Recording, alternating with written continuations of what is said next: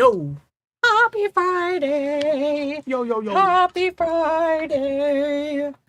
Happy Friday. Welcome to the Friday Bean. Hopefully, you had an opportunity to watch last week's episode of the Friday Bean where we talk about the title update.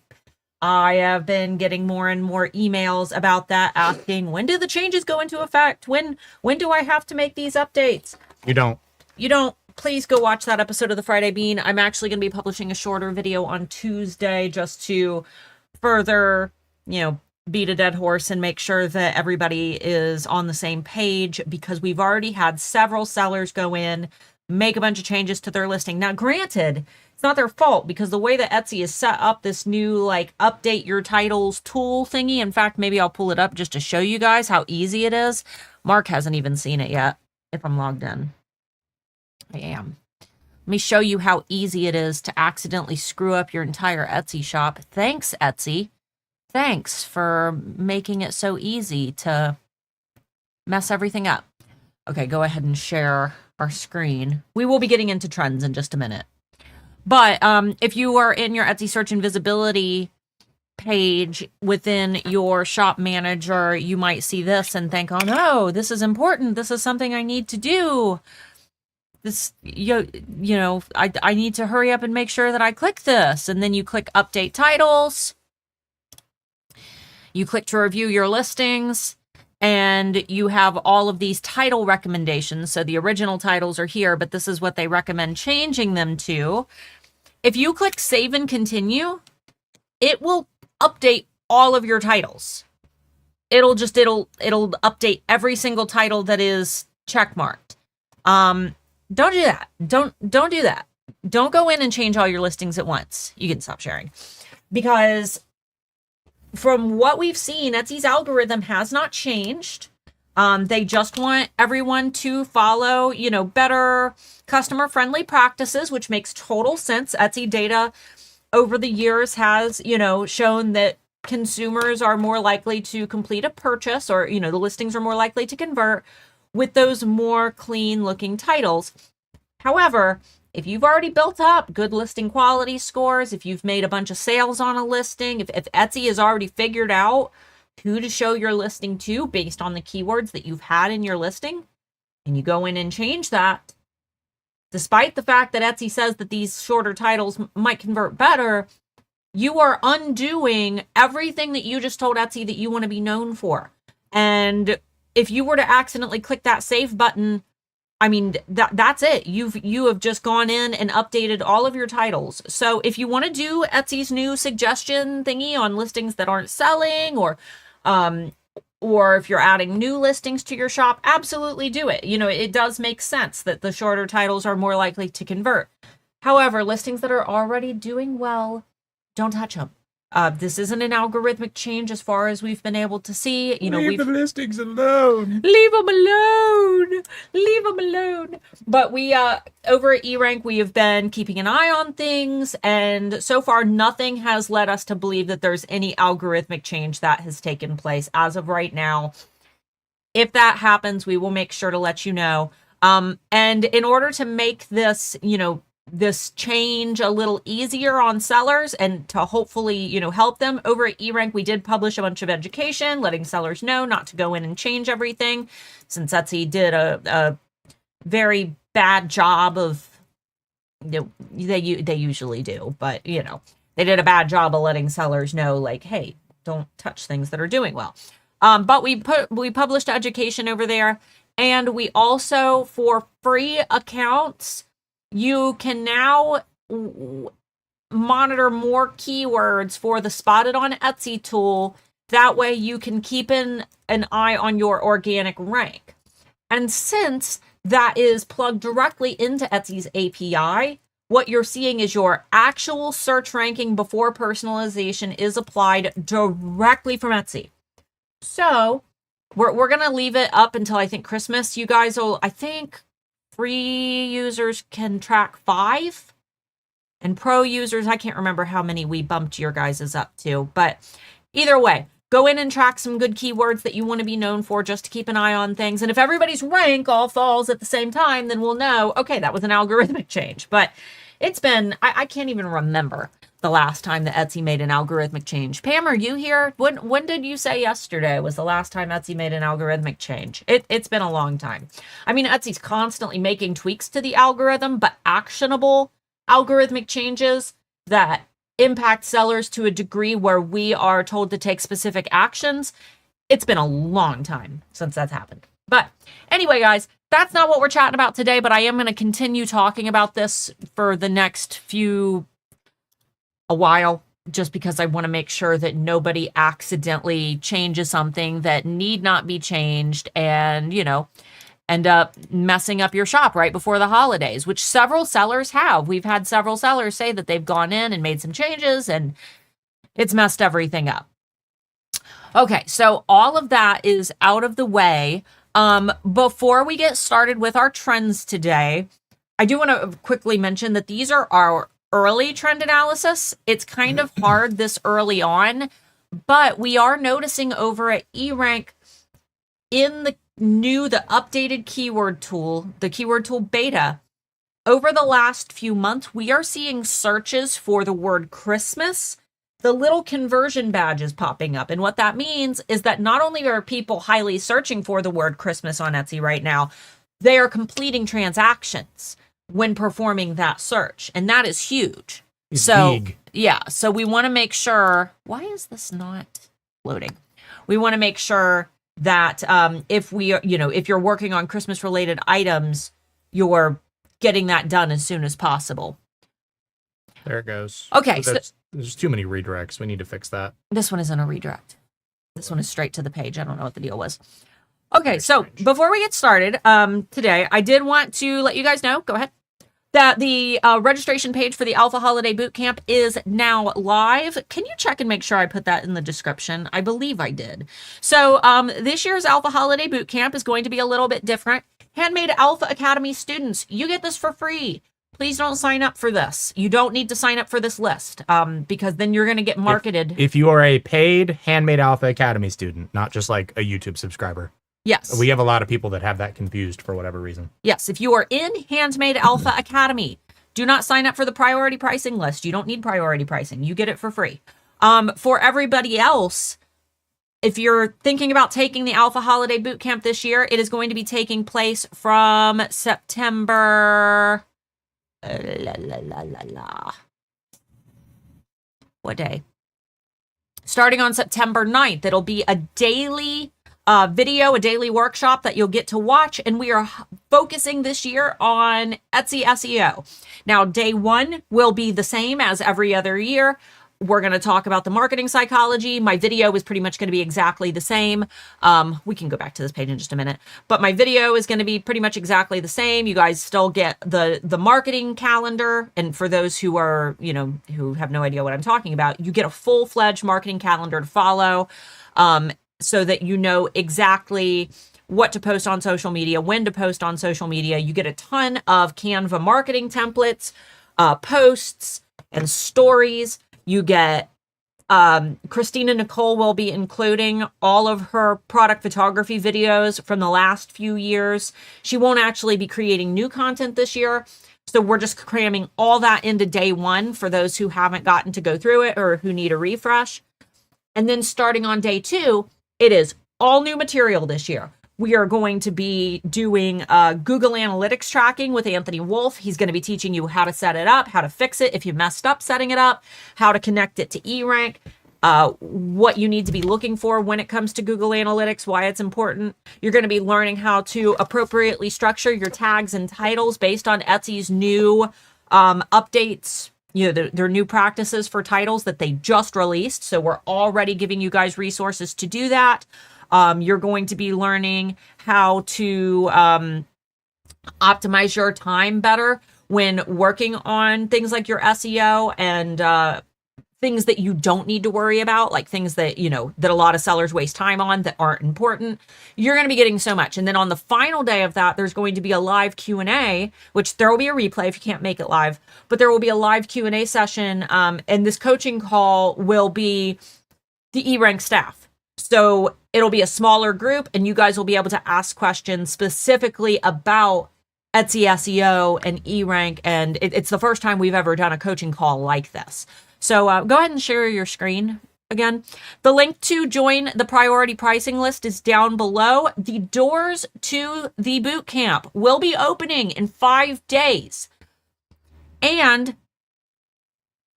just like every other year that we've done it, on the first day that it's open, which is going to be this upcoming Thursday, you can save 35% on the pricing. It will be $65 that day. So if you get on this list, that'll make sure that you get an email so that you don't miss that early bird day, because we will not be going live here on the Alpha YouTube channel until the price goes up. So just make sure, don't wait for a live stream to remember that you can save a bunch of money that day.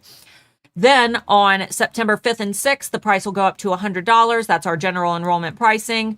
Again, nothing changes with what you get in the program. It's just the price. And then on Sunday, September 7th, we bump that price up to $120. It's like a little penalty, but that $20 that we make per enrollment on that all goes to St. Jude Children's Hospital. And that is where we will actually begin our annual charity here on YouTube as well for St. Jude. We usually raise thousands of dollars for St. Jude every year. So again, that is just another way that we like to help them. But early bird pricing, if you click here and you put in your name and email address, it does not obligate you to buy, but it makes sure that you get that email. So again, this year we have all new coaches this year. It's just the eRank staff. It's going to be me. It's going to be Anthony Wolf, our CEO. It's going to be Pam Duthie, and it's going to be Brian. And we're going to have so much fun doing this more as like a webinar format. In previous years, all the videos have been highly edited and, very polished. This year, we are going to make them a little bit longer, more in depth, a little less polished, because, I think that webinar environment where it's just us talking and discussing is going to be a lot more impactful for the subject that we're teaching, which is Etsy SEO. And this is, designed to help you get ready for the holiday season. So you're also going to get your marketing templates. You're going to get a marketing graphics pack, and you're going to get access to our all new 2025 Alpha Holiday Bootcamp Facebook group. You will maintain access to this program until January of, this should say 2026. That needs to be updated. So you get a full, the full holiday season to rewatch these if you need to. And then we take them down because we got to prep for the next year. So yeah, if you guys have questions about this, we're happy to answer those towards the end after we go through the trends. I will talk about this again a little bit later, but again, if you want to get in on that $65 pricing, click the link down below in the video description, click this little button, and that'll ensure that you get an email. So let's go ahead and start talking about trends. I'm going to go ahead and trend it. Trend it. Full trend. And we unfortunately don't have our trends that we get from Target. We don't need to do anything if we're alphas. Yes. No, you don't have to do anything. Just make sure that you watch your inbox. And I'll also post in the student campus. So, but you guys will get login information the day that it opens. All right. So I think that we are good to share. Ready to share? Well, we always have access to the boot camp, or just during the camp. If you are a Handmade Alpha Academy student, you maintain forever access because the program gets migrated into Handmade Alpha Academy. If you are not a Handmade Alpha Academy student, you get access to it until January of 2026. Okay, so let's start with Pottery Barn. Remember, we are looking at themes. So even if you do not make Pottery Barn type items, we just want to look at themes. You could print some of these themed designs on POD products. You could turn them into jewelry. There are a lot of different ways to do it. But thankfully, Pottery Barn released their holiday sneak peek early this year, because I don't know what it is about this year in particular, but the trends have just changed in terms of searches, and people are shopping for Christmas earlier than I've ever seen, which is great for, doing research. Means that we can get ahead. But first thing that I've noticed, and this was kind of a trend last year, gingerbread, like really simple gingerbread, not gingerbread with gumdrops and M&Ms and things, but just simple gingerbread with icing. I'm seeing designs, I'm seeing cards, I'm seeing shirts, I'm seeing like gingerbread bake-off, crew, family matching t-shirts. There's so much that you could do with this really clean, cute gingerbread idea, even if you don't make, clay gingerbread. There's a lot of different fun things that you could do there. I see like some little label holders for place settings. And you'll notice with Pottery Barn, everything is very minimalist, neutral, like it's all very polished. I know that those of you in the UK, I talk about Pottery Barn a lot, and you guys are like, I wish we had Pottery Barn. But you might be able to look at the website. I'm not sure. If not, use a VPN. Okay, so palettes this year. Something I've noticed and we'll see a lot when it comes to the holiday, like Christmas tree trends, are traditionalist Christmas themes. Now with Pottery Barn, everything's usually a little wonky. So for example, these reindeer sculptures, they're like very, I don't know, they're very abstract. They're actually really cool. I think that they're very interesting. They're different. Yeah, they're very different. But in terms of traditionalist Christmas, this is where we're talking about, the green and red and the color palettes that you would expect to see for Christmas. This quilt that we see here. Again, the gingerbreads. This would be an example of traditionalist Christmas decor. So don't just look at the items for sale. So for example, these are stockings that are for sale. But look at how the home itself is decorated, the types of garland, the color palettes, the patterns that are on the pillows. It's all very, very high-end neutral. I really like those snowmen, how they're very handmade clay. I would love to see Etsy sellers make some things like that, like little candle holders. Again, there's that gingerbread that I talked about. I'm seeing it everywhere, all these little gingerbreads. So I'm thinking that gingerbread is going to be the theme this year. We've got some gingerbread yard decor. And again, it's not like a bunch of colors. There's a little bit of red on these, but for the most part, it's just the brown with the white accenting. Gingerbread train. Maybe trains. Let's see if we see a consistent theme with the trains. Because I'm starting to notice that as well.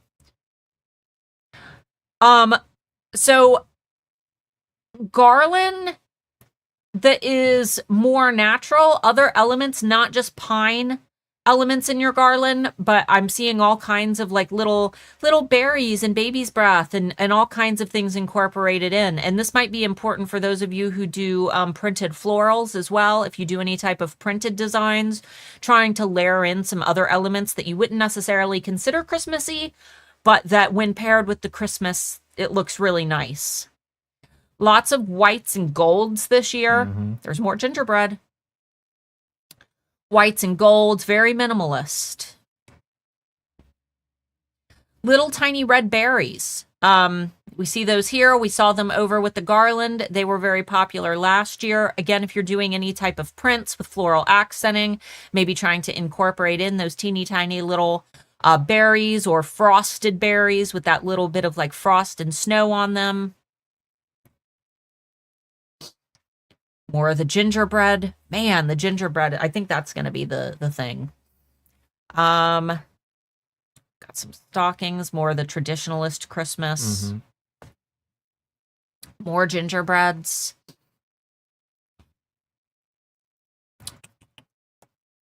So, see this forest duvet cover?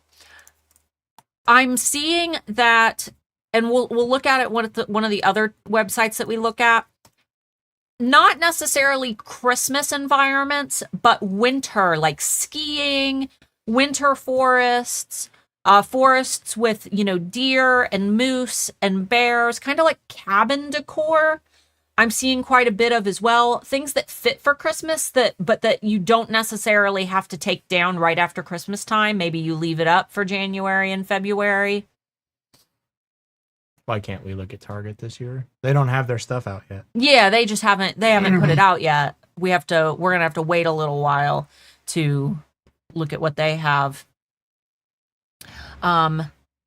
This is very maximalist, the big table setting. But again, every time I went to a family party, that's how they did their stuff. As much as you can physically fit on the table. I'm noticing a lot of quilts as well. We'll see it again with one of the other sites that we're going to be looking at, but I almost consider it like a grandma type aesthetic. I think that they're trying to bring in some of the elements that we, enjoyed at grandma's house and modernizing them. So different styles of quilts.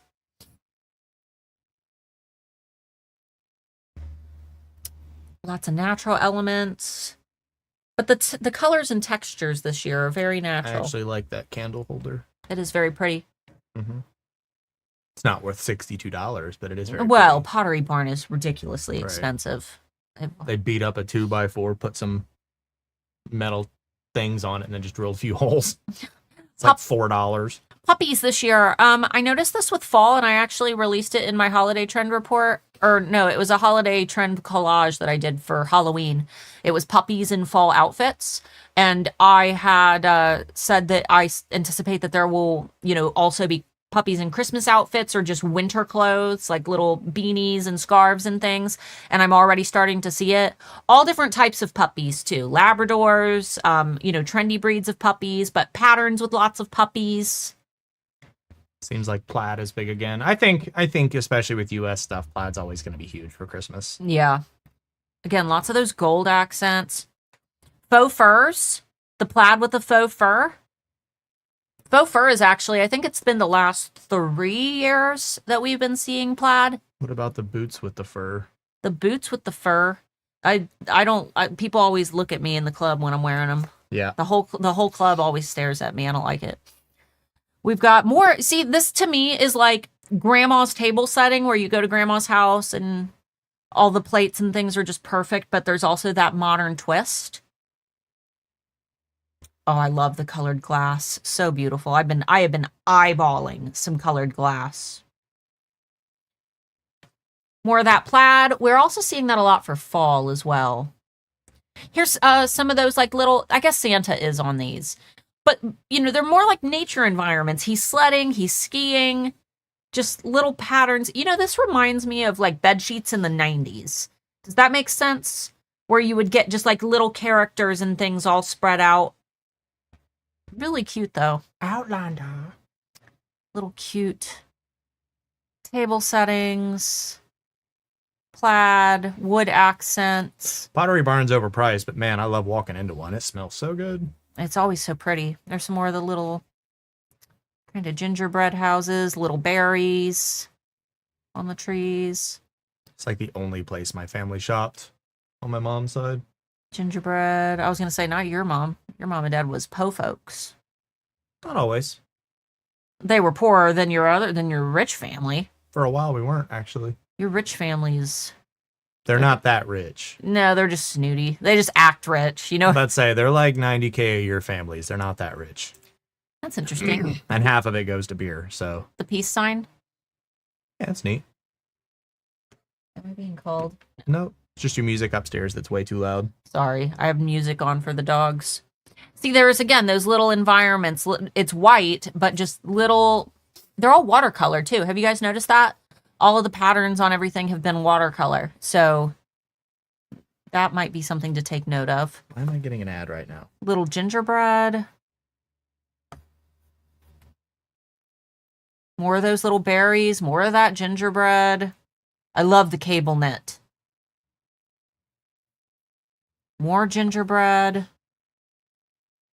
More gingerbread. And then we're getting into like probably transitioning over into Valentine's Day.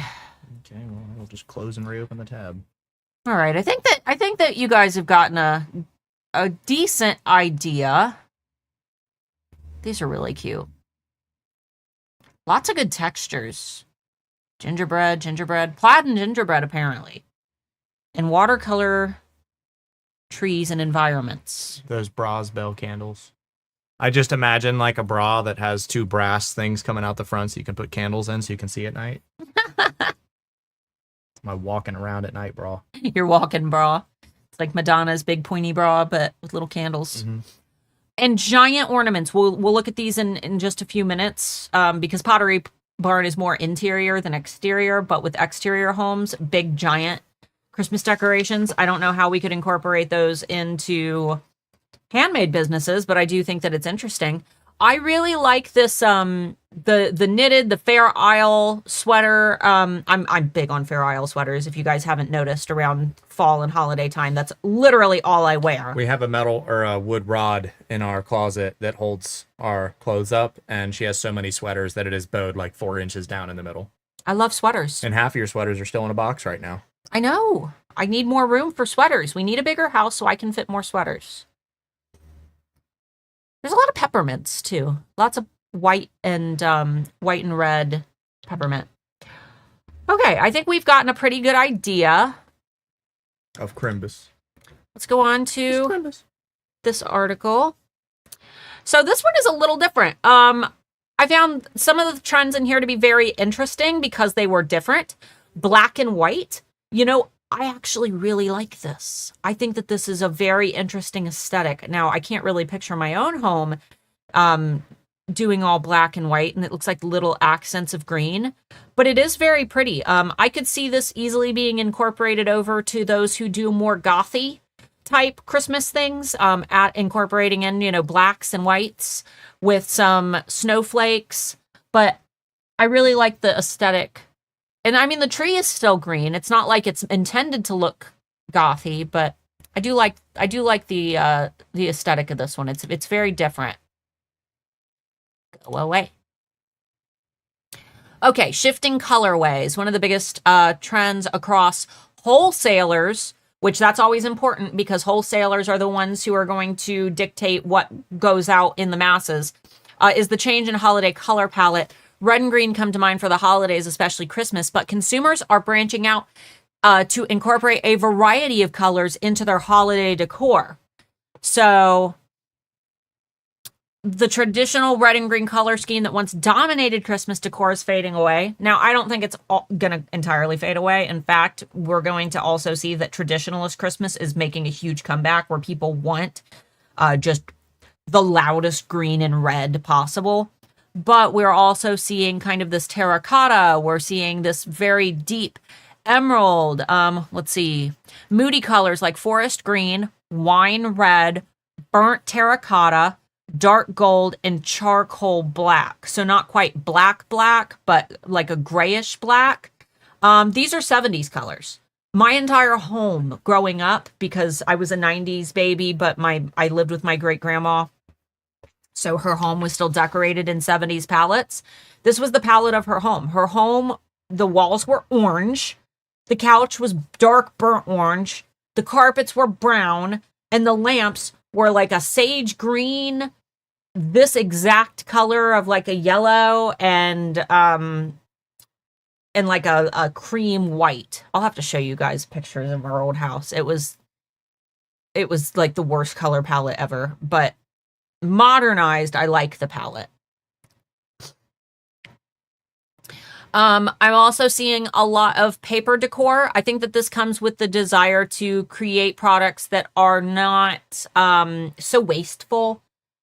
It's a lot better than having a bunch of, you know, plastic that when trends change, it all just goes in the garbage. Paper honeycomb trees. I'm seeing even paper decorations that hang, you know, down like different Christmas bulbs and things. But the palettes are the same. If you look, it's still those creams and the green and almost like a dusty pink color. Nostalgic holiday. So in addition to colorways, popular holiday themes are also morphing into new variations. Colorful boho, as we know it, still has some staying power, but is starting to shift into a more colorful vintage style where the bohemian look is going towards neutrals in the next few years. So, I've kind of seen that too. The bohemian and, you know, that boho, it's going into more natural shades. Let's see. It brings in pink, soft blue, minty green, and purple, along with metallic accents, which we saw a lot of those metallic accents over at Pottery Barn. Rosy rosy-cheeked Santas, sweet-faced reindeer and snowmen, and retro-patterned ornaments. Some Santas that have been getting into the eggnog.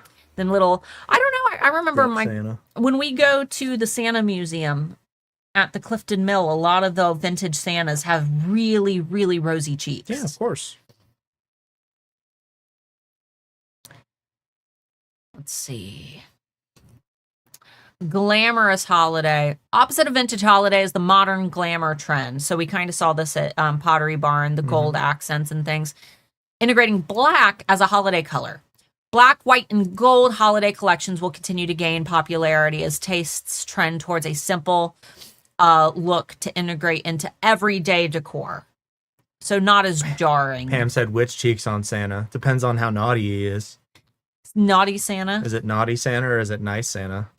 And this is the trend that I was talking about, bringing the outside in. So, or both. The elegant all white and natural materials trend is evolving. This theme aligns with cozy Christmas sentiment trending on social media currently. This is exactly the patterns that we saw over at Pottery Barn. So, natural holiday themes. They took a new approach and are launching a crossover collection for 2025 decorating season. Added soft pearlescent accents and glass beading to our textiles and hard goods. Natural mango wood accents. Interesting. Here's some more of those paper trees. Ski collections. I'm also seeing a lot of ski lodge themed stuff. And you could stack trends. Like when we talked about the little puppies dressed up for winter, it could be little puppies like on a ski slope sitting with skis. Little puppies next to like a little cocoa lodge. I tell you what, I'm absolutely here for the black and gold. Yeah, like the high end, very classy. With the mossy green. It is very pretty. It slaps. Okay. Essential cookies only. Thank you. Next one. Okay. This one is interesting. I don't know how much staying power House Beautiful is, but some of these are really cool. This one is interesting. Color puke? Stripes. Yeah, color puke. Color puke. It's color puke. You know what? So clown core is really big right now. I actually just... Yeah, I know. I think it's cute. You're not a guy with a male's Instagram feed. Oh, yeah. Like what? Like sexy girls dressed like clowns? Is that what you're... Yeah, and a lot of people are here for it, apparently. I just bought a keychain of a cute little... it's like a little wolf or a puppy dressed up like a pastel clown. It was so cute. I saw it on Etsy. I had to have it. But yeah, this kind of the stripes and the bold colors. These are not colors that we would associate with Christmas, but they're not vibrant colors either. They're very deep and rich. This reminds me. It doesn't even remind me of just stripes. It's all of the different candy canes. You've got the blue, the crazy like blue one that probably they're missing the brown stripe for the chocolate because that's like normally what the chocolate ones would look like. You know, it does have like ribbon candies. Yeah, it does. It's all of the different candy canes. Lots of like dark blue and purple. Okay, so it's very interesting. I love this one. Bridge the gap. God, yes. Bridge the gap with an autumn inspired Christmas. I love this because this is great for people who don't want to, they want to put up their Christmas stuff early and they just want to leave it up. They can start early. Mushrooms, the color palettes, you know, the terracottas and tans. It's like celebrating the autumn harvest and Christmas. Yeah, it feels very leftovers. Winter solstice. Yeah. Agreed. Like foraging materials. If you live in an area, I think that I think it's kind of like places that don't quite snow, you know? Like they get a little chilly, but they still got them like autumn colors all throughout the winter. The owls. Did you see all the owls? I love the color palette. I love this. I'm all about the tans and the mushrooms and the outdoor creatures. I don't think I would do owls. I think they're cute. Foxes would look good in this arrangement. There are a couple of foxes in there. Foxes are also trending as well. Foxes and owls and could even throw a couple of winter birds in here. Yeah. I love it. Sorry, I think I'm sleepy today. It's been a long week. My energy's very low. Yeah, it has been a long week. Pam, look, it's you, little needle felted critters. So and you know what? I've noticed these at like mass produced stores too, like Hobby Lobby and stuff. And I would love to see some Etsy sellers create bundles where you get like a whole little collection of needle felted woodland critter ornaments or needle felted woodland critter garland. But hedgehogs, owls, foxes, little mushrooms, deer. Bruce said shrooms. Yeah, I absolutely anything with mushrooms on it. I absolutely love. I've got my you probably barely see it. But Oh yeah, it's a candle holder. yeah, it's a candle stand. Our whole house is done kind of in Yeah, mushrooms and moss. forest decor. Okay, owls to foxes, hedgehog. I was trying to see if there were any other animals. Mushrooms and pumpkins. Okay. Bows, but make them striped. Not just striped bows, though. Those little pink bows. What is that aesthetic called that I'm thinking of? Like, everything has, like, little cute pink bows on it now. Like, little cakes with cute pink bows. Little teddy bears with cute pink bows. I've been seeing sweatshirts with just little tiny pink bows all over them. What am I thinking of? Let me know what the name for that is. These kind of bows just remind me of, like, the middle school English teacher who wore the same pair of overalls every day, but would wear a different bow. Did you have any of those teachers that just wore the same overall and they would just wear big crazy bows or weird hats or like... No, I had those old lady teachers that wore those vests with like a whole intricate scene on it. Yeah, I had like, a lot of elementary school teachers like that. with like embroidered cats, or like the back of their thing would be like a whole manger scene for Christmas. Coquette. Yeah, This is, yeah. like several people chimed in to tell you that. Yeah. I wanted to say croquet, but I'm like, no, that's the game that you play with the little mallets and... Somebody here had to have grown up in the 90s and had a teacher that wore the same overalls every day. Come on, somebody's got to be in here with me. This is such a strange... There's lots of bows. It's just very strange to me. I don't know. I don't like this one. Does anyone like this? I don't care for it. I'm not a fan of it. I'm sure it'll be a big thing. I will be very surprised if we see this one go mainstream. I said yes, the clown pants. I don't... They do, and that's what these look like. That's what these remind me of, like clown pants. I'm not a big fan of this. Yeah. Oh, very odd. Okay, if you had like a whole house done in this kind of funky, crazy maximalist, you know, that might... I guess. I think it would give me a headache. I feel like I'd have a panic attack every time I go into a new room. It's too much. It's very strange, yeah. Not for me.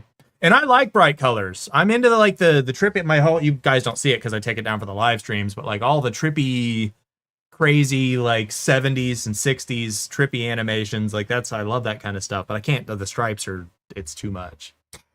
Okay, so stripes with other things though. Normal, like little tiny, you know, red and white stripes. Apparently those are going to be big this year. Can I just say how strange it is that they've put this runner on their steps and put bars across to hold down. I would fall on my face so fast with this rug done up like this with these little bars holding it down.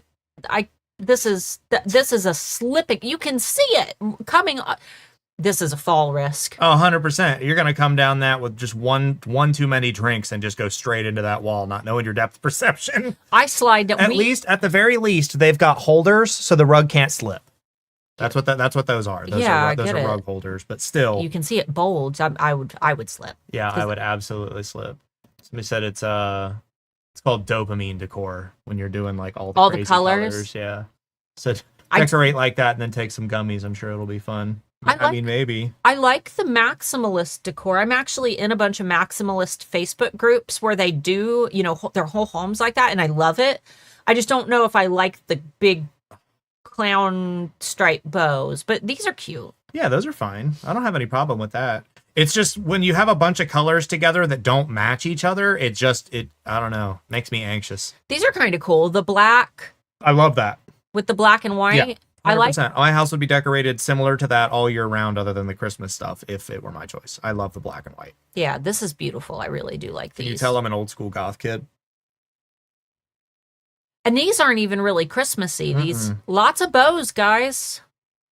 Apparently bows are a thing this year. Put pair the bows with other trends. With the puppies, put the bows on the puppies. Put the bows on the little forest animals. Put bows on mushrooms. Okay, so supersized decor. This is the one that maybe if you do prints of Christmas trees or anything like that, thinking about big giant decorations on them. It's very strange. It's huge. But if you look here, like this. Those aren't, the ones at the bottom are kind of big. The other ones just kind of look normal. I don't know. These are pretty big. Some of these are pretty big. I like it. I think it looks cool.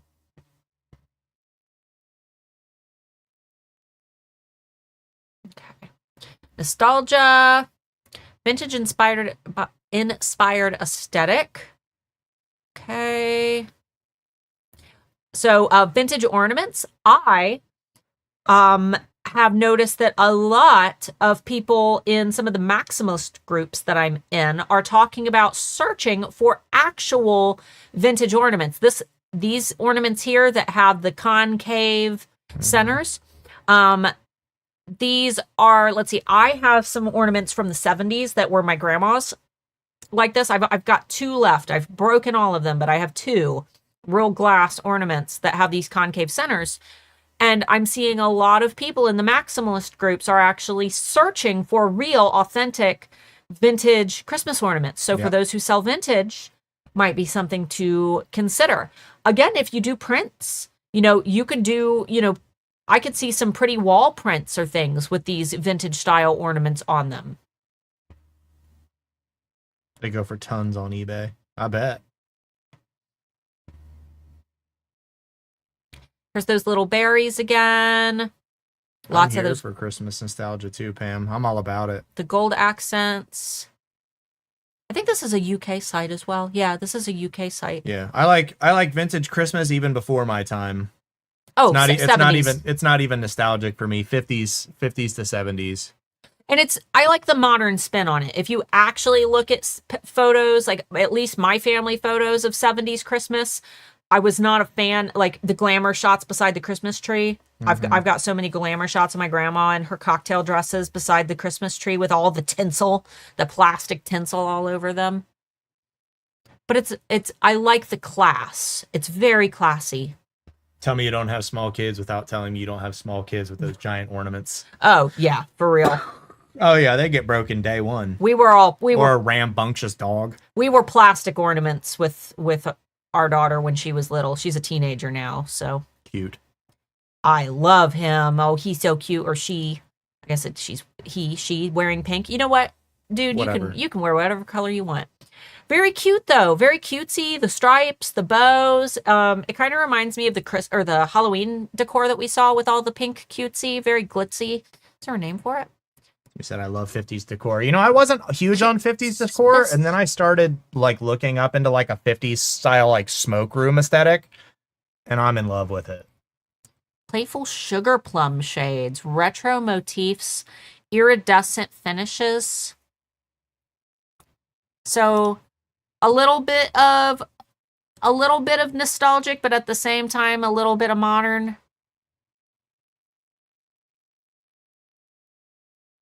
Whoa. What am I looking at? Good Lord. It's like Barnum and Bailey.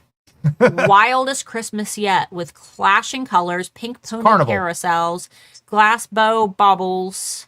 Yeah, it's carnival. Wow.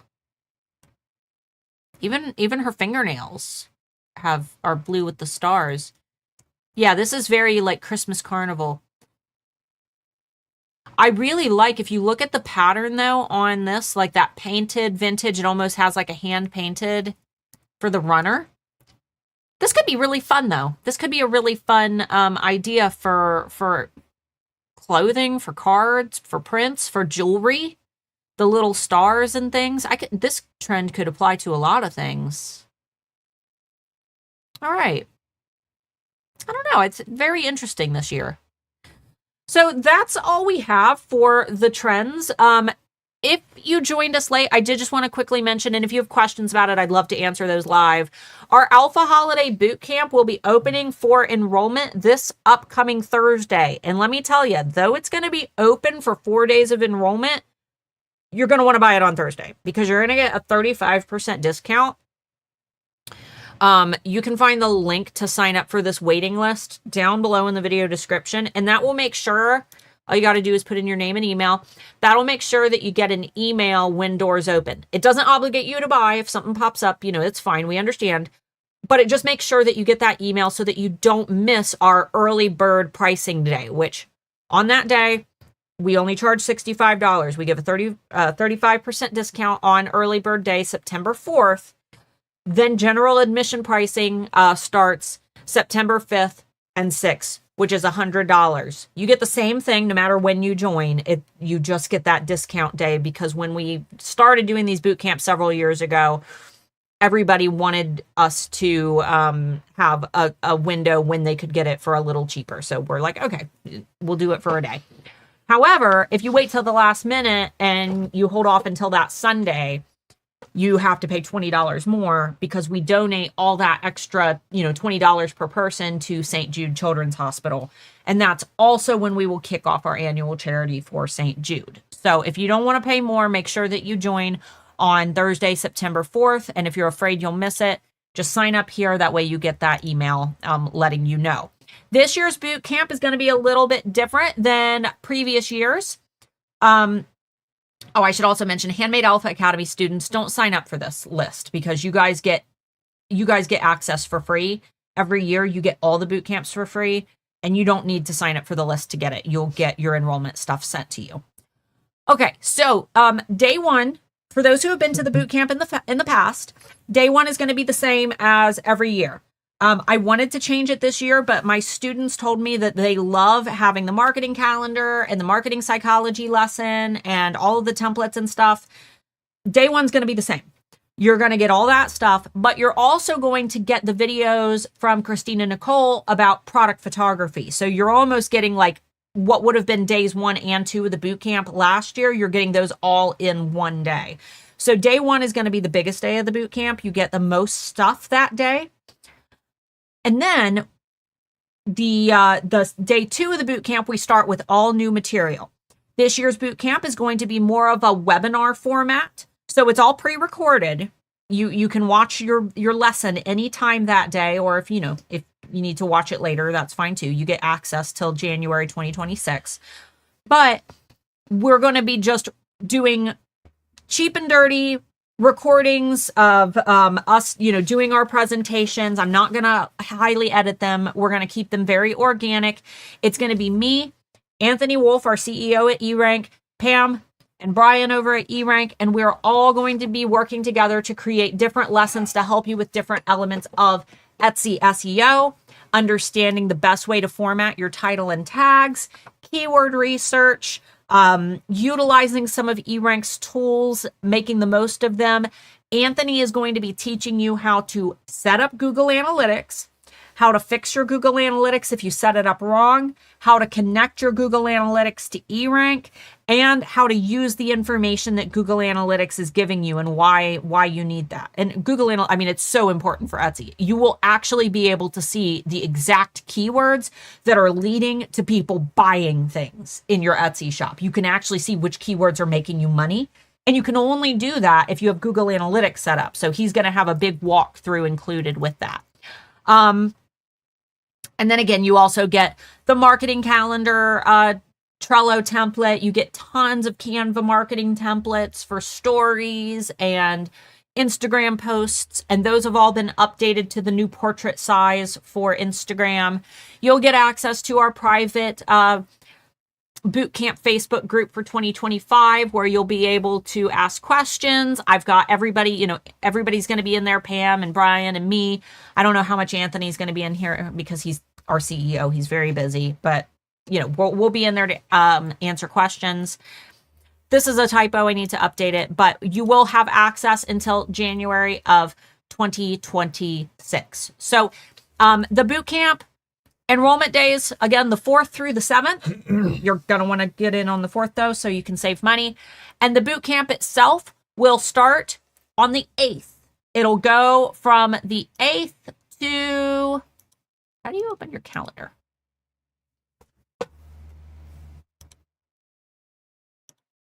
I don't know, but quit clicking stuff, please. Okay. It'll go from the 8th through... There we go. The Sunday the 14th. And Sunday the 14th will be a live coaching call with the eRank team. You'll be able to hop on, ask questions about Etsy SEO.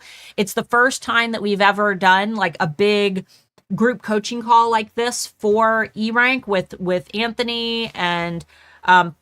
I'm assuming you'll be there. I'm assuming Brian will be there. So you guys will be able to ask your questions and get help. And there will be a replay of that if for any reason you can't attend live. But if you have questions about the bootcamp, I would much rather answer those live.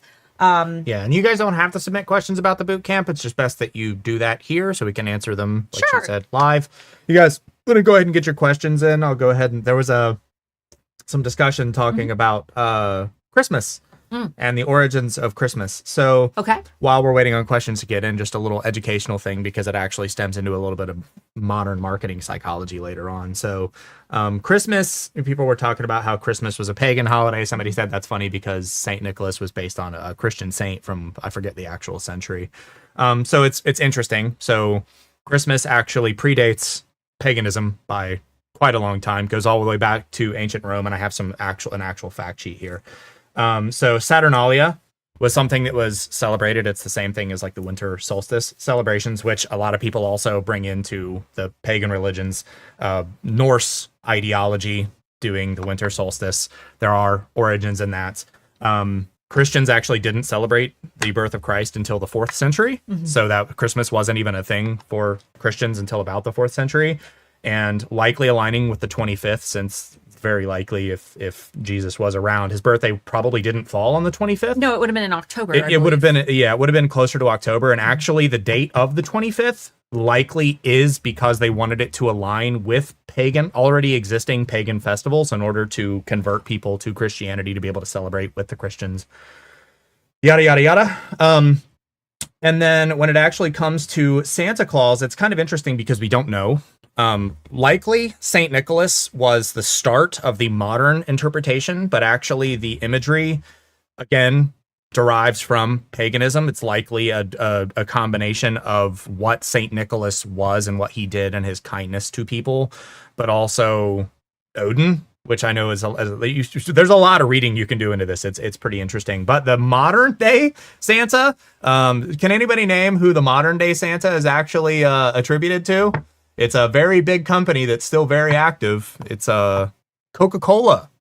Modern day Santa being red. That's a Coke thing. Coca-Cola started that. 100% off the board started the red Santa. He was not, if you look at we actually have a display where you can go look at all the old Santas, and all old Santas like pre-Coca-Cola. And they're almost all Coca-Cola. They're almost every single one of them is Coca-Cola. Modern day Santa is a Coca-Cola fantasy. He wore like leather. He wore like a hide and fur overcloak and everything. It's very interesting, but Christmas originally, and we're not going to argue about it. It's historically accurate. It's not a Christian holiday. It is Christmas. It is it itself, yes, right. But it is 100% undeniable that it is derived from. It predates paganism. Right. So it's not, you don't even have to say like it's a pagan holiday. It likely predates paganism. It likely predates Christianity as a religion in itself entirely. We don't know because we don't have records dating back that far, but celebrating the harvest and going into Christmas and coming together to feast and give each other gifts before half of the village passes away from cold.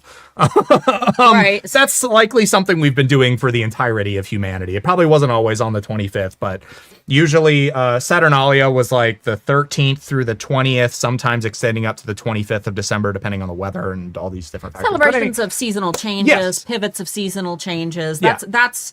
I mean, we have to think back to a time when when we didn't have explanations for modern weather. Yeah, and now we can explain about 99% of things that people ask. Anyway, I just thought it would be fun to discuss that while we were waiting on some questions. We're talking about the holidays and everything. But we have a great Santa museum. We do. Or it's not really a museum. It's like one room. But if you guys have seen the Clifton Mill, they actually won the Great American Light Fight, which is a show where different businesses, that do they make light displays. Yeah, big light displays. They won that, and it's right down the road from us. It was one of the places we took Amber Marie when she came to the state. Big shout out to that show. Thank you for doing that. That way it's always a miserable experience every time we got to go there now. Yeah. There's so many people that you will wait literal hours to get in, and it is not worth waiting. We're going to go in November this year. Yeah, absolutely. It was not worth going. And it was cold. We'll go like on a Thursday in the middle of the week. I've been going since I was a kid, and it used to be empty. Then again, it's good for their business, but... Anyway, we can go ahead and get into questions. I just thought it would be fun to have a little educational discussion. It's something that not a lot of people bring up because people are just automatically like, yep, Christmas, Christian holiday, but that's obviously not true. Hey, Frank, you still here? Hey, Frank. Frank, speaking of E-Rank, E-Rank tells me I'm in the top 115% of Etsy sellers after 6 months. Is that tool an accurate analysis? It is. So the reason that it seems, because we see a lot of people who, they're like, man, that can't be right. You have to remember that most people who open an Etsy shop, they don't do anything with it. They don't make any sales, or if they do, they only make a couple sales. So that acceleration of getting in, I dare say to the top 10% feels very easy. Now, getting from 10 to 5 is a little more challenging. The real climb is getting from 5 to 1. That is going to be the real test of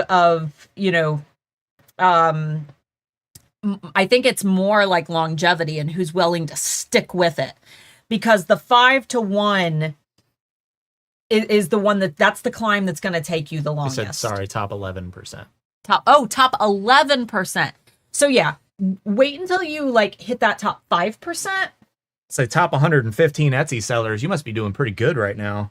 Top 5 to 1%. That's the one that most sellers see they get stuck with. And I had replied, just in case you didn't see it, she had asked when the first day to sign up for the cheap day is. That is... The cheap day. The cheap day. September 4th. Cheap day. That's what we should have marketed it as. Just cheap day. It's early bird day, but... It's cheap day. Cheap day, September 4th. I hand draw wall art and Procreate. It takes time. So do you think it would feel cheap and mass produced if I instant draw a garden and put different dogs and cats to speed up drawing? I don't know what that is. I'm assuming, is it like generating, like AI generating the garden and then drawing in the animals?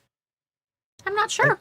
That's personal preference. I don't think it would make it cheap, but if I'm wrong, let me know. Please elaborate. Yeah. I'm unfamiliar. Anything's worth testing. For sure. Have you been in contact with anyone who made none of the Etsy suggested changes this week and saw any notable changes in any direction because everyone else has been changing their titles and tags? No, we don't have any direct data, and the problem is it's hard to correlate. We would have to have hundreds of examples. I didn't make any changes. I haven't been.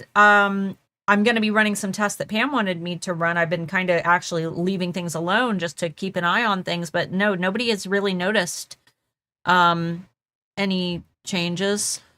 But let's see, Pam, I have had people tell me they made no changes and their sales dropped. Others that's what I'm saying. It would take a panel of hundreds, if not thousands, of people saying exactly what they have and haven't done, how many sales they've had. We would also need insight onto how the listing quality score works in and of itself and how everyone's score sits. It's an impossible thing for us to calculate until we see long-term data.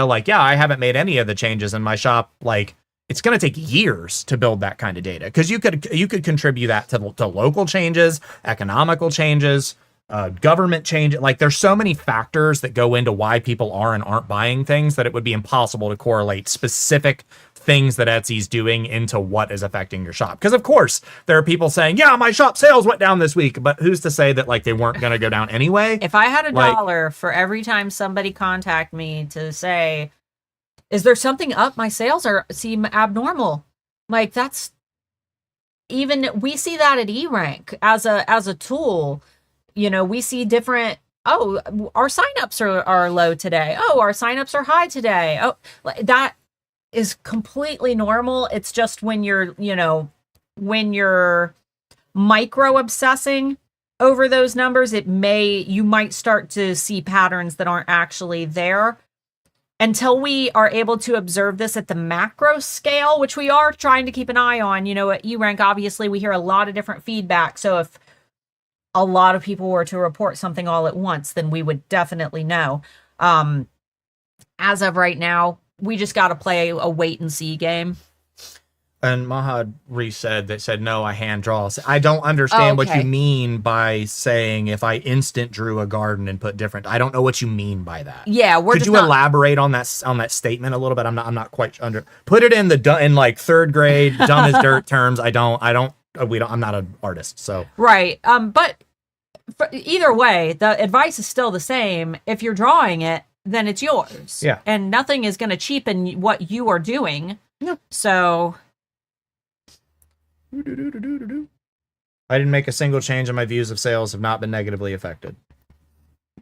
Same.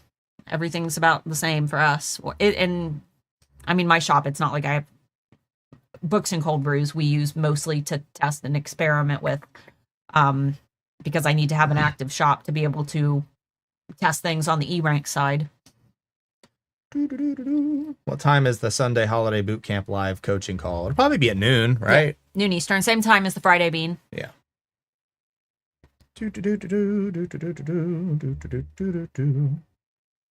Is Monster Digital still your go-to for Printify? They've been screwing up a lot of my orders lately. Super weird. Misprints and smeared ink galore. I didn't use Monster Digital.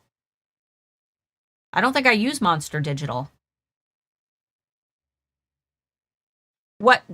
I'm assuming, Kim, that maybe you've watched one of my Printify videos, which means you probably remember better than I do. Can you let me know what products specifically? Because I didn't think that I used, but maybe I do. I have so many different suppliers through Printify that I'm not sure. I keep an eye on the Printify Rockstars group for quality. I will say my favorite product, which is the crushed velvet blankets, the quality went back to those thin ones again. They're thin again, which sucks because that was supply and demand. That was my all-time favorite product. Every business is out to make more money, and buying thinner things means usually buying cheaper things. So yeah, they're making more money. Is the change eRank made in regards to keywords and organic ranking still found under the rank checker, or do you mean the spot on Etsy is organic without personalization and ads? There hasn't been any change. Okay, Carrie, I think you misunderstood. Spotted on Etsy and the rank checker do the same thing. Spotted on Etsy, you can enter keywords that you want at eRank to keep an eye out for so that you can always just, pop back and see what page you're being spotted on for those keywords. Rank checker, you can go in like right now, put in a keyword and see what page your listing would pop up on before personalization is applied. eRank didn't update how that works. And that has always been tapped directly into Etsy's API. That data has always come directly from Etsy. What we changed was the quota. So if you're a free user, you get to track more keywords in Spotted on Etsy because we want to make sure that sellers have the opportunity to keep an eye on things so that they don't go and make a bunch of unnecessary changes because of this title announcement that Etsy made. And I can't remember exactly what we bumped the quota up to for pro members. Pam, are you still here? It's 5 for free members, right? We bumped it up to 5 keywords that you can track. Let me know. But either way, Anthony Wolf, he wanted to find a way to help sellers during this. And we were, trying to rack our brains on what tool we could increase quotas for that would actually be useful while Etsy's doing all this stuff, and that we just figured that Spotted on Etsy would be the best tool for that. I haven't implemented any of the new changes, and my sales and views have been negatively affected, but is it because of that or of the tariffs? Probably the tariffs. Probably the tariffs. I would bet more on it being the tariffs than anything else. Yeah, I would say that the tariffs are also having a huge impact right now, which is why we R.I.P. can't to really India, man. we really can't get conclusive data this early on. Etsy suggested I rewrite 5 headlines. I admit that they were better than mine, so I changed them. I just wouldn't make those changes if those listings were already performing well, but if you think that they were good, it's up to you. If it works for you, then cool. Let us know. Yeah. Etsy says my visibility unaffected wants me to update 243 listings. I've been watching my stats, and honestly, they're not any different than prior. Etsy's just saying that that could be a factor that's impacting your visibility, not that it is impacting your visibility. They're just saying, hey, you know, this might be the reason why your listings aren't converting. Go update your titles using our new tool. You don't have to do that. And I would not update all of your listings at once under any circumstances ever for any reason whatsoever. If you've got listings that are underperforming and, you know, they're not getting any traction anyway and you want to update them, sure. But don't touch anything that is doing well right now. You mean other sets? Etsy sellers are hyper obsessive? No. You mean a group of mostly neurodivergent artists is obsessive about something? That's crazy.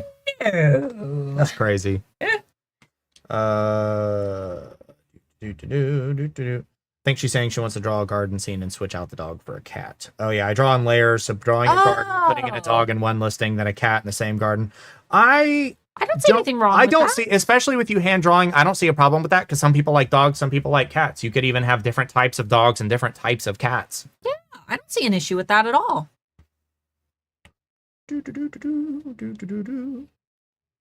Where are people saying that their visibility is affected by their titles? Is that only if you have an AI helper tool? No, I will pull it up for you.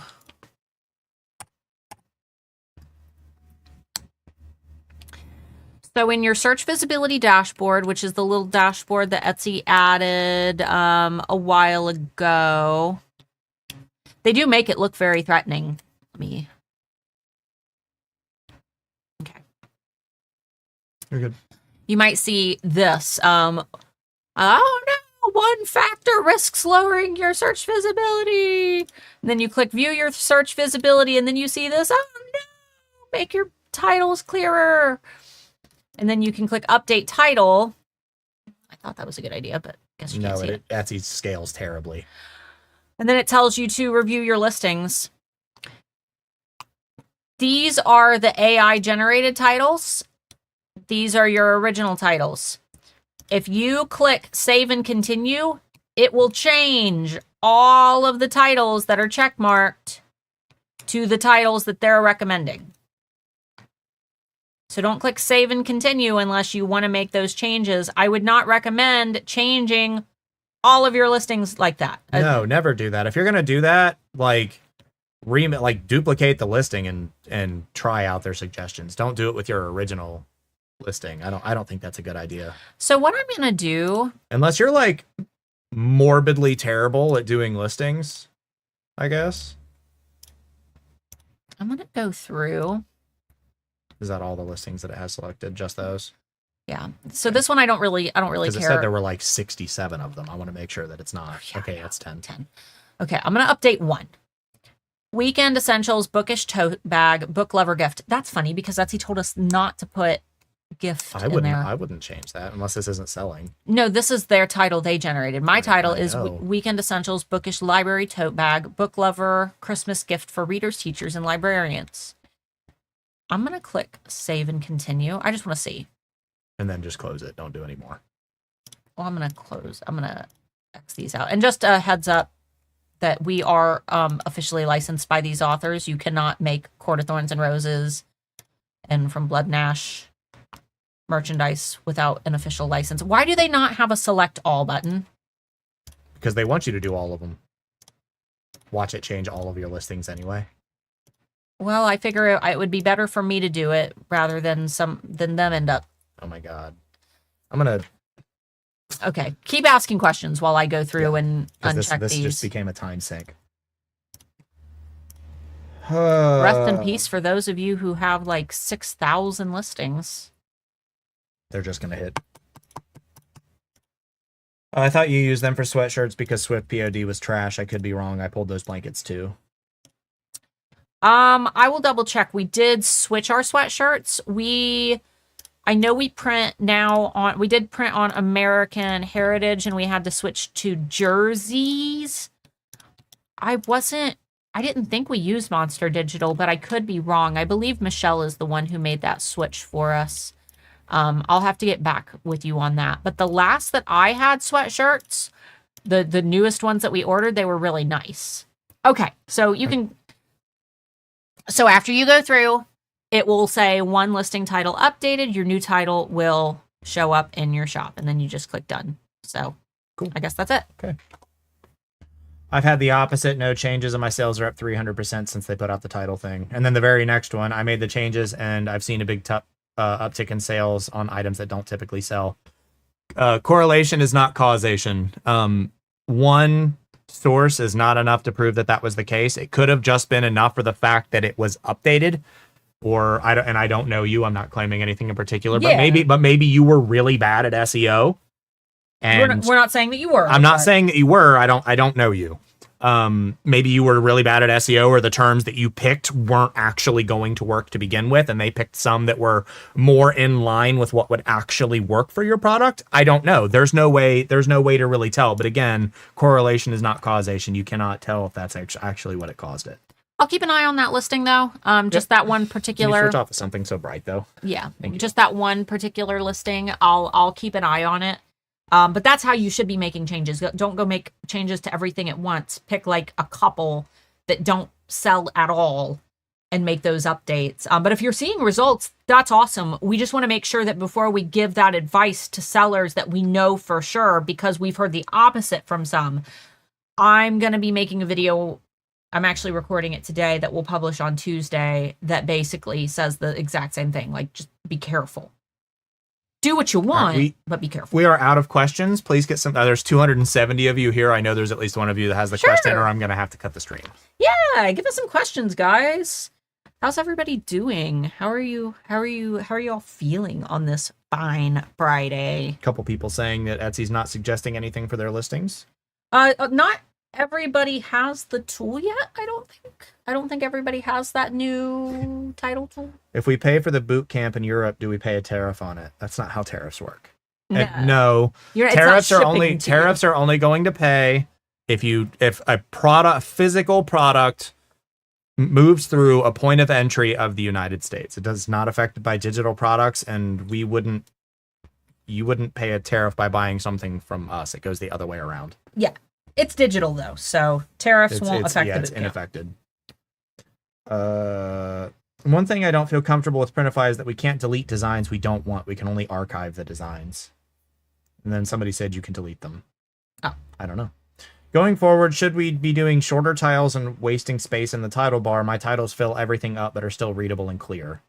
It's up to you. Etsy tells us that shorter titles are better. My titles are quite long because there are a lot of details that I need to fit in them, because I also have to put in my titles officially licensed and then the author name.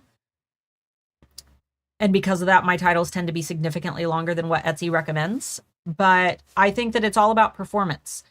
Based on Etsy's internal data, and what they've observed about conversion, they have data to support that for a majority of sellers, utilizing a short title that is more concise tends to result in a higher conversion rate, simply because on the customer side, the customer is able to more quickly identify what the product is, and that title looks less like something that you would see on a site like Temu, where, the titles are very keyword stuffed. And that can overall cheapen your brand. However, that's not going to apply to every single instance. Many shoppers are so accustomed to seeing those long titles that they don't bother them at all. Now, the question is whether or not the algorithm is going to start penalizing for utilizing those longer titles. And as of right now, we do not have any evidence to believe that the algorithm is penalizing sellers who have longer titles. So, right now, it's all about testing and experimenting, because I very strongly suspect that what we're going to see, at least for the next year or so, are sellers who see completely different results from doing completely different things. We're going to see sellers who say, you know, I'm using the short titles and they're working great and I'm making sales. We're going to see sellers who say I'm using the short titles and they're not working and my whole business is suffering. We're going to see sellers who say I'm using long titles and they're working great. And we're going to see sellers who say I'm using long titles and they're not working at all.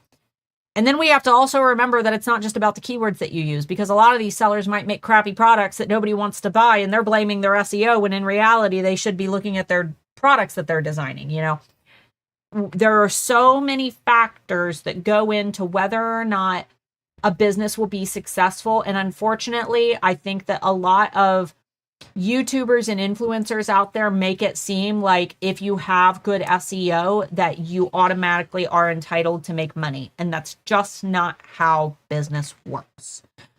So what we're going to see are a lot of people who wouldn't make sales no matter what, because they don't have a product that's in demand, complaining that the algorithm is hurting them and Etsy's out to get them, when in reality they just, you know.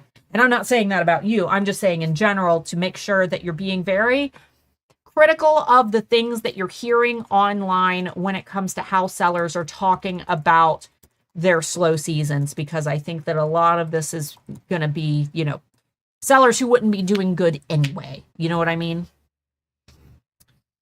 Okay, what we got? Some data. You talk about finding a niche, but what do you do if you do seasonal decor for all seasons? How would you recommend identifying an issue for that? I make wreaths. Wreaths. That is your niche. Wreaths are your niche. Well, wreaths is an industry. I mean, but yes. Wreaths can also be a niche. I think that your niche is more about the type of ideal target customer in your case that you're trying to target.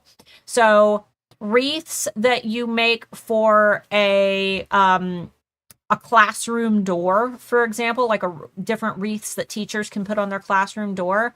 You know, a teacher probably isn't going to pay like $1 gazillion for a wreath that's going to hang on a classroom door that little fingers are going to be touching, as opposed to somebody like who has a Martha Stewart style home who is willing to pay $300 for a beautiful wreath that's going to serve as the entryway to their fabulous home. That's a completely different type of niche. So for you, your niche isn't the holiday. Your niche is what is the overall aesthetic and ideal target customer and ideal price point of the types of wreath that you're selling. That is what your niche is, not the holiday. You could create wreaths for every holiday and still have a defined niche of being for a high-end home, wreaths for, you know, moms on a budget, wreaths for, you know, show homes, for example. There's a lot of different ways that you could position that. Regarding mock-ups, will using a picture of the product, removing the background, and then adding an AI background get it flagged? We haven't had any evidence to believe that AI backgrounds on a mock-up would cause any issues. I will say that as a consumer, when it comes to AI generated product mock-up, so like the actual model being AI generated, I usually don't shop from those. And I know that a lot of people share that sentiment because it just feels, it's like you didn't even take the time to like take a picture of this. You know, you didn't even take the time to show me what it's going to actually look like. I don't trust that. So that's just me. That's my perception. And I know a lot of people share it. For a background, though, if you're just AI generating a forest, if it's good enough, if you can't really tell that it's a mock-up, might be fine. I think it just depends on the quality of what you're generating. Woo. My husband works for a stock analysis company and does trend research. He feels that a lot more people are going to be buying handmade for the holiday versus brand products due to the increase in prices. So it's not just that. When you start looking into dynamics, I think this is going to be a good holiday season for Etsy for a couple of reasons. For one, like you said, corporations are just absolutely brutalizing the market, overcharging and the tariffs increasing prices and then trying to profit off of the increased prices more. It's a pain in the butt. But if you actually look at like financial dynamics, so and I had ChatGPT give me the exact numbers. It's also an extremely political thing. Blue leaning voters right now are very I don't know, they're going a lot more anti-establishment because of how everything's going with these big billion-dollar corporations. Oh, we saw what happened with Target. They're changing CEOs. Yeah, I looked it up because I wanted to make sure that I was correct. While the average right-leaning household does typically spend about 3 times as much on Christmas than the average blue household, that typically is because, for one, they have significantly higher, we'll say, fertility rates. They have a lot more kids than blue households have. And there are actually significantly more blue-leaning people than red-leaning people in the United States. The concentration of people is higher in blue areas, which is why districting and all that. We're not going to get into the politics about it. But because so many people that lean to the left, and a lot of people that lean to the right, who are very anti-billionaire right now, which, let's be real, people are going through a very screw people that are billionaires phase. One of the biggest ways people are protesting is by not giving money to these people, not buying electronics, not shopping at places like Target, not buying from big billion-dollar corporations, not buying from Facebook ads, not buying from they're buying from smaller companies because they don't want to give money to these people anymore. And because, like, per capita, blue spends significantly more money on Christmas, less per household, about a third per household, but because there are so many more of them who actually do spend the money on Christmas, I think you're going to see a lot less money going towards the corporations and a lot more money going to small sellers.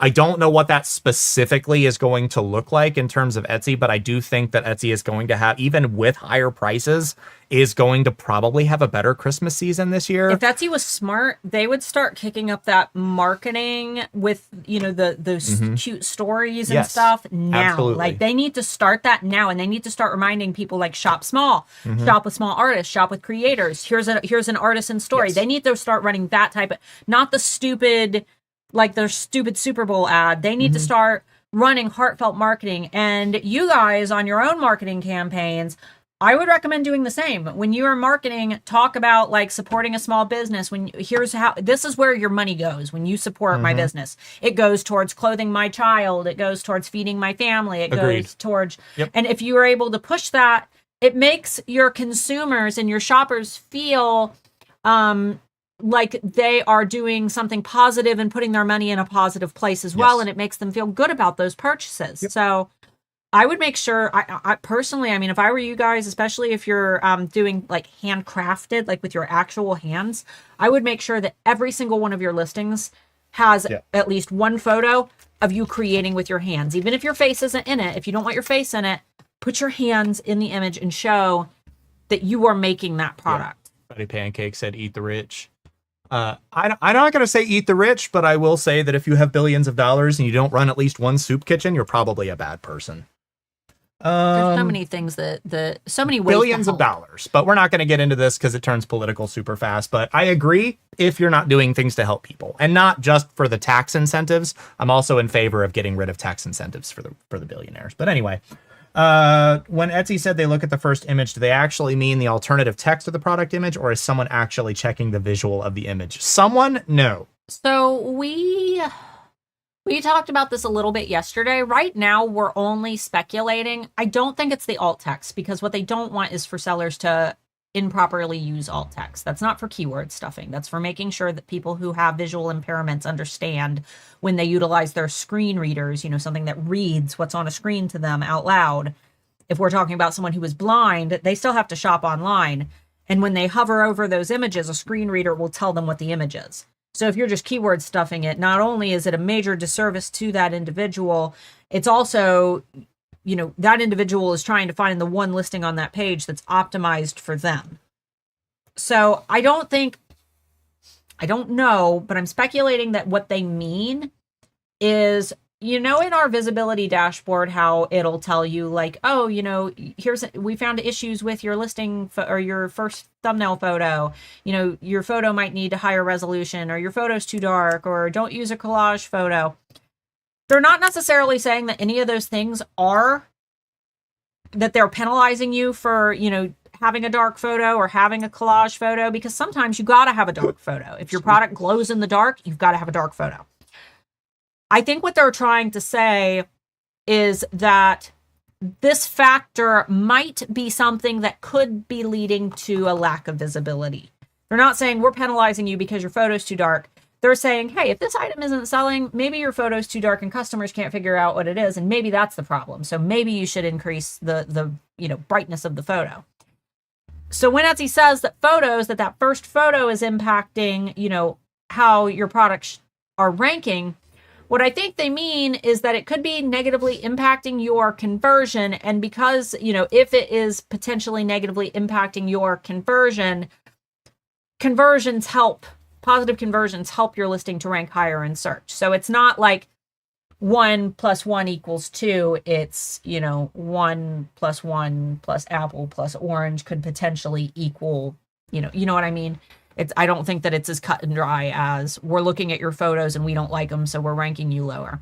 I think it's more that, hey, we looked at your photos and they're a little bit dark, and we noticed that most shoppers don't click on dark images, and if and because your your listing's not getting clicked on as much, that's impacting your search ranking because it's impacting your listing quality. So if you increase the quality of your photo, then does that make sense? I hope that makes sense.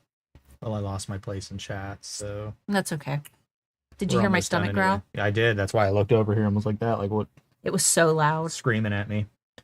The new listing AI suggested that I write digital download at the end of every title. Does that make sense? I don't use it in my titles as it's almost impossible to rank for. I wouldn't do it. Putting digital download at the end of the title. Is it a digital download? I mean, yeah, but could you think you're going to rank for digital download in your title? Like, no, zero chance. No, but if the product, you're not going to rank just for that term by itself, but you might CYA. You might match for a term like printable preschool calendar digital download. I used to watch a lot of Etsy influencers. Once I found you folks, I stopped watching them. Oh. Here's the thing about influencers they're not all bad. In any market. Yeah, when it comes to influencers, most influencers in every market are bad. And not that they're bad people, but everybody's out here on the grind, right? So anytime you're learning anything from a stranger on the internet, you should take it with an extreme grain of salt. They are there to make money. Right. It's influence versus education. I consider myself an educator, not an influencer. And if modern world events can be any indication of the desperation of people who are and aren't good critical thinkers, I'm not going to say dumb, because it's not that they're dumb. I think naivety is a big problem in the world. People are willing to do anything to make money. Mm-hmm. And there are more bad people than there are good people when it comes to that. And it's not intentionally bad. I think people don't understand when they're taking advantage of people. Ruthlessness. It's ruthlessness, and everybody is ruthless in everything because it's what they have to do to survive. So please, with everyone, speaking as influencers in the Etsy space, if you're on like TikTok and Instagram where you can't even get to really know the person in depth, please take everything they say with a grain of salt, because there's likely a percentage chance that what they're saying is because someone is asking them to say it, someone is handing them a dollar bill to say it, or they're going to eventually lead you to buy something with it. We're open with what we sell. You know what we sell. We're transparent with everything that we do. We try to not be those people. Of course, methods and morals change, and we try to adapt with that. We don't use a lot of crappy sales tactics. And we used to. And we used to before we knew what they were bad. That's why I said it's not always intentional. A lot of times it's unintentional. They don't know they're taking advantage of people, or they're not a good critical thinker, so they don't have the mental capacity to understand that they're taking advantage of people, which I think is like 99% of influencers that do take advantage. I don't think they know. And if they do, you can see kind of how society works with things like Instagram and TikTok and everybody's Facebook. Doing it. Sociopathic narcissism is a huge problem. It's an epidemic in the entire world space especially on the internet. Influencers are usually sociopaths, and they eventually, a lot of the times, turn into narcissists. So you have to be careful. It's with the space when you get on the internet and 5,000 people every day tell you that you're beautiful and you're smart and that you're perfect. Eventually, a lot of people are gonna start to believe that, especially if they're naive enough to not work on it. So right. anyway, Everybody should be challenged be in careful. some way. Be careful. When it comes to, I think we're good on questions. We are. I think that the big issue is that, again, it's the difference between somebody with an upbringing as an educator versus an influencer. And I'm not saying that every influencer, some good ones out there. Yeah, there are good For influencers out there. I know quite a few individuals that are fantastic influencers. Brock Johnson, one of my favorite influencers. He is a fantastic source of information. He genuinely cares about his audience. I do not like all of his sales practices, but for the most part, he is a fantastic Instagram coach. You can't fault people for using industry standards. For sure. I understand that. I could be making so much more money if I utilized a lot of the tactics, and many of them you guys probably wouldn't even bat an eye at, but I just choose not to. We care more about building a relationship with you than making money off of you. Right. So I think that really it just comes down to anytime there's somebody that you're going to listen to online, understand where they make their money. So you guys know follow the money always. Exactly. You guys know that I do not take sponsorship deals. I just don't. I'm open to it if it's something like in the future, if Canva were to contact me, or Trello or something that I already recommend to you guys, I might be willing to. But I personally have the ability right now to get an affiliate link with eRank. I have a link for eRank that you guys can use down below where you get a month free, but it's not an affiliate link. We do track to see how many people I send, but I don't get extra money for that because I choose not to. I don't want to get paid to recommend anything. And that is the number one email that I get in my inbox. It's why I had to hire 10 a day. We get 10, at least 10 a day. More. I have Michelle who handles my inbox for me, because that's most of my inbox is sponsorship deals. I could make so much money if I accepted them, but I don't. It's not worth selling my soul for. When I recommend something to you guys like Trello or like a book or a tool or a resource, it's because I believe in that thing and it's what I use and it's what I would use, no matter what, even if I wasn't a YouTuber. So, no matter what, if I'm recommending something to you, it's because it's something that I like. Yep. And I want it to stay that way. Now, if it's something that I like, that I've always liked, and then they say, hey, you've done such a great job for us in the past, why don't we give you money for the thing you're already doing? Cool, I'll take a little extra money, if it's something I'm already doing. For sure, absolutely. If you want to support us, I'm going to have no qualms with that. We put in a lot of work. But, I haven't had a sponsorship opportunity pop up like that as of right now. I have a lot of people who contact me and say, your Etsy shop only has like 200 sales, blah, blah, blah. You're not an expert? And I'm like, that Etsy shop is a means for me to test things. And I started it, 2 years ago? That's a new shop. We don't actively work or advertise that shop. So no, that shop, we don't do anything with it. It just, I don't know. I talk about it all the time. You guys know, if you've been around for a while, I ran a 6-figure Etsy shop for almost 10 years. Tens of thousands of sales. It was and it on and off of Etsy. We didn't just sell on Etsy. Because even that shop, it only shows, I think, like 9,000 something sales, but I didn't just sell there. Most of my sales were via direct invoice and eBay and things like that. But a good portion of our sales were not through Etsy directly. I don't know. It just, like he said, follow the money, understand that, even the best influencer can be led astray.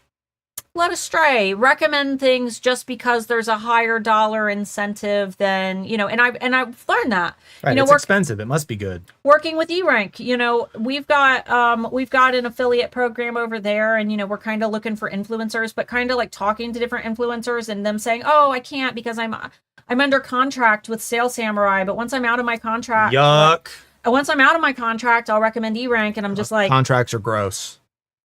I'm like, you're under so you see, like, if I recommended like one SEO tool and that's the industry standard. Contracts are the standard. Like when you get a YouTube deal, it's usually not like, oh, anytime you do a video or a shout out, you get XYZ. It's not like that. It's like, you're going to make 5 videos over the course of the next month, and you're gonna put at least 1 minute into the ad, and this is a statement you must say. It can't be your like it's gross. And then you got to really gross. You got to get the ad approved by the company. You've got to like send it to them ahead of time, and they'll be like, "Oh, I need you to change this and this." No, eat my butt. That's absolutely never gonna happen, and we're never gonna be those people. No, it's disgusting. I might do it for my Twitch or a personal YouTube channel. I don't care about that. There's no ties. But I would rather make my own product and just sell it. I would rather make a fantastic holiday boot camp to help you guys. And I mean, I'm doing rev share with eRank for that. So, you know, I don't even really profit all that much on the boot camp. The main expense for the boot camp is hosting the videos, which is I got to figure that out tomorrow. Astronomically expensive. The reason that we mainly do the boot camp is because Handmade Alpha Academy students get it for free. It's something that we do for HAA students that we just happen to also let people sign up for if they want to. And because eRank is putting so much work into it, we're just going to do rev share with eRank this year so that, you know, they can help us out and I don't have to do all the content by myself. But, you know, most of our income comes from Handmade Alpha Academy. And clearly people enjoy it because I've never seen anybody say anything negative about HAA like in like Reddit and stuff. No, the only times I've ever seen anybody say any negativity about HAA, it was either A, they didn't go through the program. Like they'll say, oh, it was, you know, this was very clearly just for beginners, for POD, or this isn't for POD. It's just for handmade products. And it's like, it's not. Tell me you didn't actually look at the material without looking at the material. I'd rather people just be honest. Most of the time it's people who are lying, who just buyer's remorse, which fine, everybody gets buyer's remorse. I've gotten buyer's remorse and refunded stuff. Like it happens. It's fine. I'm not mad about it. Yeah. But the content works. We know it works. It's worked for thousands of people. And if somebody, you know, wants a refund just because they didn't jive with them, that's sure, okay. For sure. I wouldn't want to listen to my voice. She's the only one that teaches in HAA. But like, I know if it were me, I'd refund it. Like, anyway, guys, thanks for hanging out. Thanks for letting me like vent for a minute. When it comes, here's the thing: all these influencers, like, there's already videos right now about people talking about Etsy's algorithm changed. Here's exactly what you need to do. And I'm just like, how do you know? Where's your data coming from? Right. Like, provide your freaking sources, dude, because like, okay. And then granted, Etsy did. I'm normally the person who says if Etsy said it, then we need to believe it. But when it comes to the algorithm, like it's literally our entire job over at eRank to understand how, to the degree that Etsy will allow us to know how the algorithm works, it's literally our entire job is to understand based on what Etsy says as well as what we already know. Yep. Anyway, guys, thanks so much for hanging out. We appreciate you. Hey, the holiday boot camp, Thursday. Join on Thursday. Save a bunch of money. It's only $65 on that day. You get a video every single day starting on September 8th. A bunch of videos, actually. You're going to get a day one, you're going to be overwhelmed because you're just getting so much. But you're getting a whole week's worth of content. You'll have access to it till January of 2026 to help you build up your SEO and get your shop ready for the holiday season.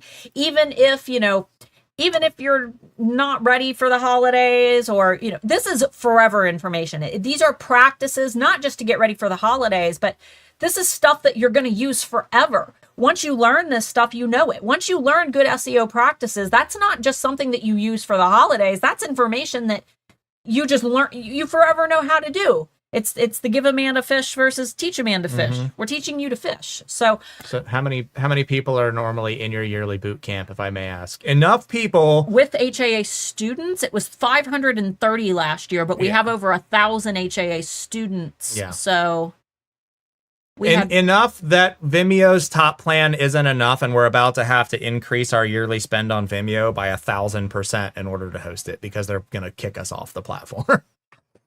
Because we use so much bandwidth for the boot camp. Yeah. Just in consideration that when we do HAA launches, we usually use about a third of the bandwidth. And when we do the boot camp, it's usually about 2.5 times what we're allowed to use bandwidth per month. Because it's a small event with more people. Yeah, and they don't allow you, and shout out to Vimeo for being such a butt platform. Love you guys.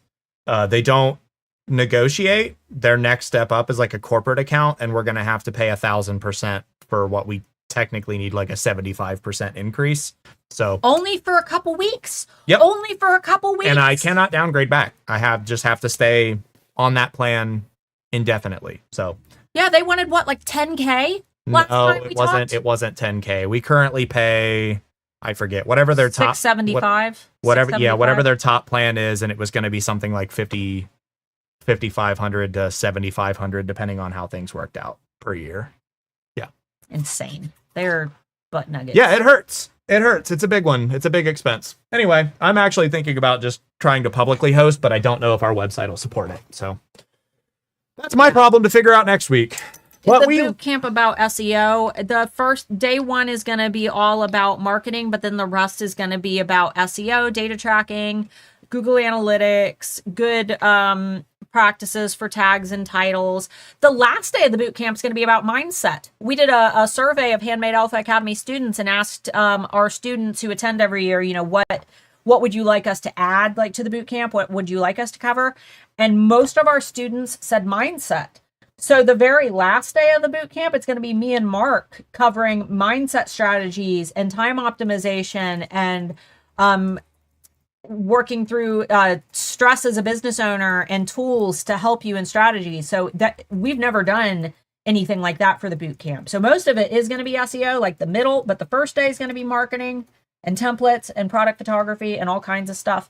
Day one is going to take you like a long time to get through. You don't even have to watch it all in a day. Like spread that out a little bit. And then the day 6 is going to be the mindset day, which I'm really excited for. But anyway, thanks, all right, guys. We love you guys. We will see you next week. Bye, guys. Bye-bye. Bye. Awesome.